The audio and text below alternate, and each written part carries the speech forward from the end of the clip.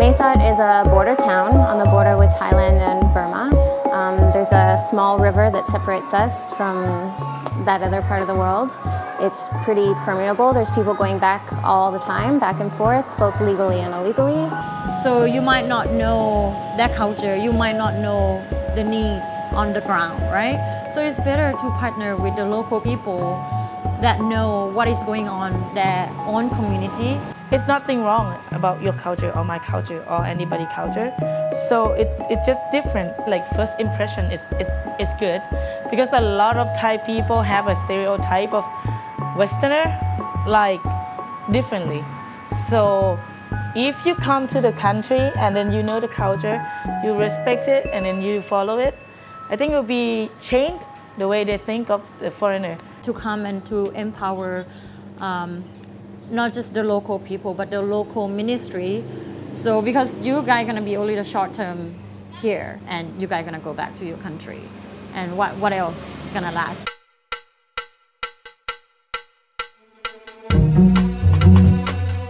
This is Parami Learning Center. It's a school for Burmese migrant and refugee children. It was founded in 1999. A Thai school would be funded by the government. We get no funding from the government, from the Burmese or Thai government. We rely primarily on NGOs and other donations from other organizations. A lot of the kids here don't have ID cards. Some of them do. They don't have Thai citizenship. In order to go to a Thai school, theoretically, every child is allowed to attend, but there are fees that some of the families can't afford, and then there's also some documents that some families aren't able to produce for their children. So here, we're kind of open for everyone and anyone.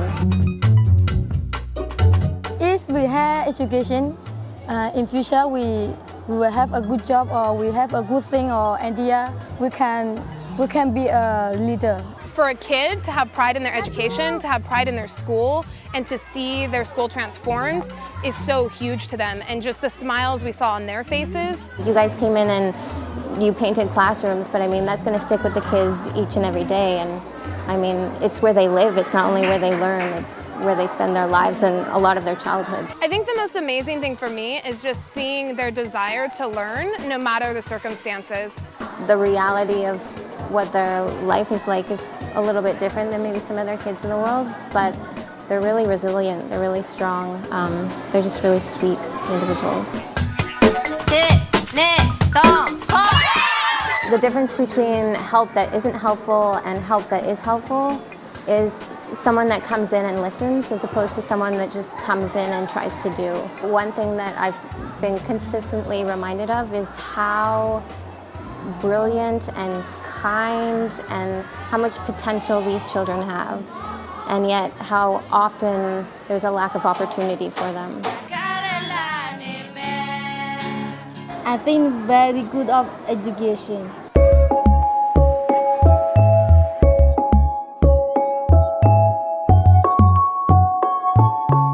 We were able to shampoo and cream and spray lice killer on over 100 of the kids there today and give haircuts to a lot of the kids that had lice, which most of them did.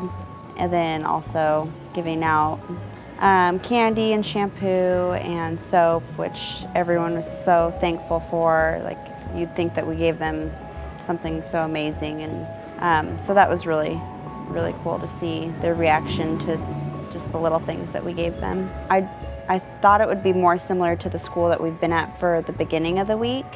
So that's kind of like what I was picturing. It was a lot dirtier and stinkier, and I wouldn't want to make any of the kids or the teachers feel like I didn't want to be there or I was shocked or grossed out. One of the hardest parts today was just making myself control how I was actually thinking and feeling.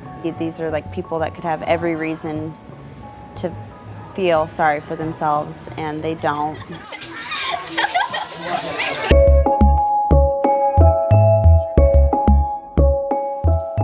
You drive in and you see homes on the side of the hill and side of the road. If you go further in the road, there's a huge pile of trash. This is the dump in Mesot. So they come here Even they cannot survive in Burma. Even one family everybody in one family, a family working every day, but they cannot survive.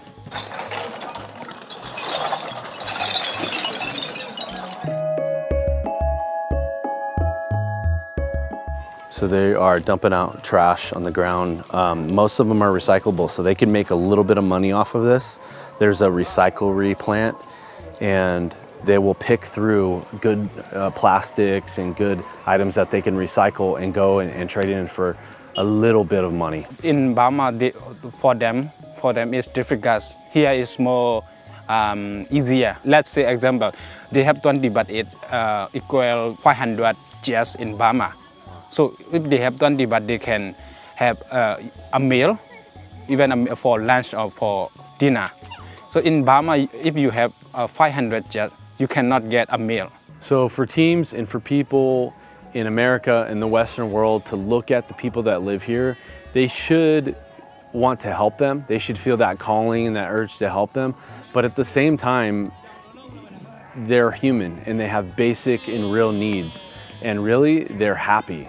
They're happy people because some of those needs are being met. Maybe not to the degree that we experience in America and in Western culture, but I think we should be happy for them and we should treat them the same. We're all the same people. We all have the same basic needs. To sum up Compasio, in my opinion, this is an organization here that has helped so many of the families, especially families at risk. And the unique thing about Compasio is their whole strategy and motive is to reunite families and to make them whole and to keep them with their parents. But they do create a safe place for kids to go, or parents or wives to go to be away from their husbands or whatever, till they can come back to a place of safety. I feel that us being here and experiencing what they go through and being able to come home and communicate how strong the need is what has been put on my heart. It is a little overwhelming how much need there is here and how we're just dipping our finger in the bucket. There's so much that needs to be covered, and just looking around, the poverty level here is tremendous. It's heartbreaking when you see children who are at a place in their life that they're on the fence, and you know there's a lot of potential there for them to get an education and for them to be positive role models in the future, and you see where there's not a lot of support to help them to get to that place. I'm taking home an awesome perspective and a little bit of a broken heart. So to me, I don't think you can get more than that. They really touched my heart and my mind.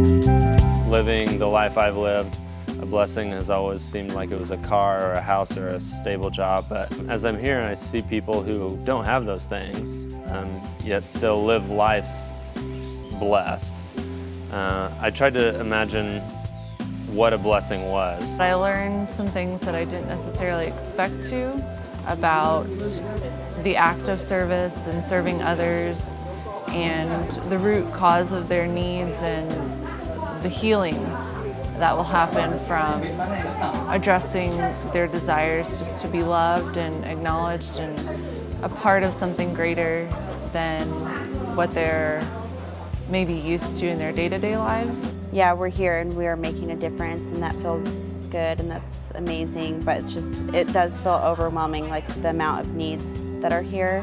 Where we did come to the extreme lowest of lows here and saw that, I'm kind of taking that back to where I am, because there's people that live right next door to me who may not know Jesus that are just as miserable as those who don't know Jesus in the dump.